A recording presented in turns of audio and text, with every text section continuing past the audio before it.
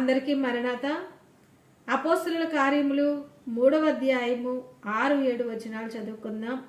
అంతటి పేతురు, వెండి బంగారములు నా యొద్ద లేవు గాని నాకు కలిగినదే నీకు ఇచ్చుచున్నాను, నజరేయుడైన యేసుక్రీస్తు నామమున నడవమని చెప్పి వాని కుడి చేయి పట్టుకుని లేవనెత్తెను.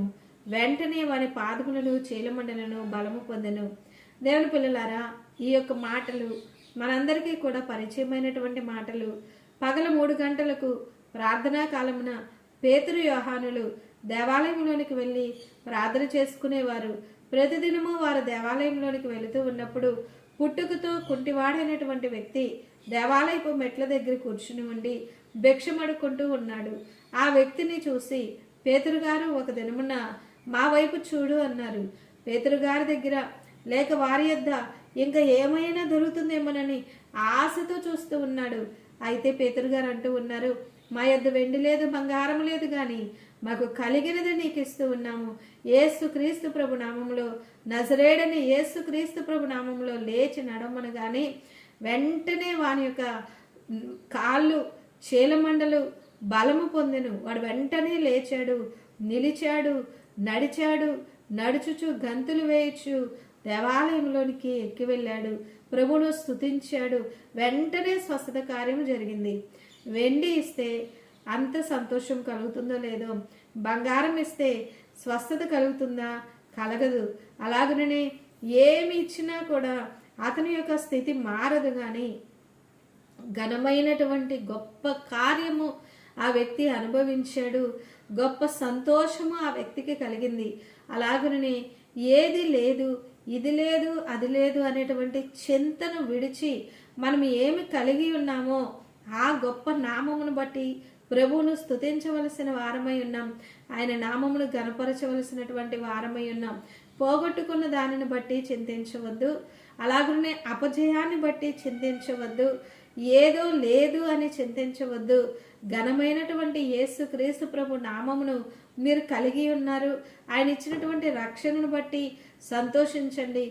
ఆయన నామము బలమైనటువంటి నామము, అన్ని నామముల కన్నా పైనున్నటువంటి నామము, మన కొరకు సిలువలో ప్రాణం పెట్టినటువంటి నామము. అలాగనే మన కొరకు సమాధి చేయబడి పునరుద్ధానునిగా తిరిగి లేచి ఆరోహణమై పరలోకంలోనికి వెళ్ళి మరలా తిరిగి రానే ఉన్నటువంటి యేసుక్రీస్తు ప్రభు నామమును మీరు కలిగి ఉన్నారు. యేసుక్రీస్తు ప్రభువునే మీరు కలిగి ఉన్నారు.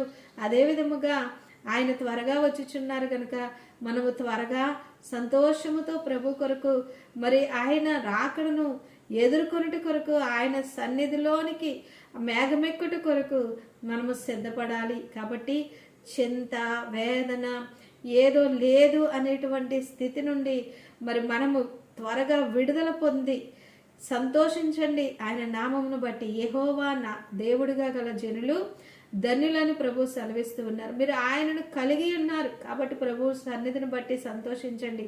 ఒకడు లోకమంతయు సంపాదించుకుని తన ప్రాణమును పోగొట్టుకునుట వానికి ఏమి ప్రయోజనము అని యేసుక్రీస్తు ప్రభులు వారు తెలియజేసి ఉన్నారు.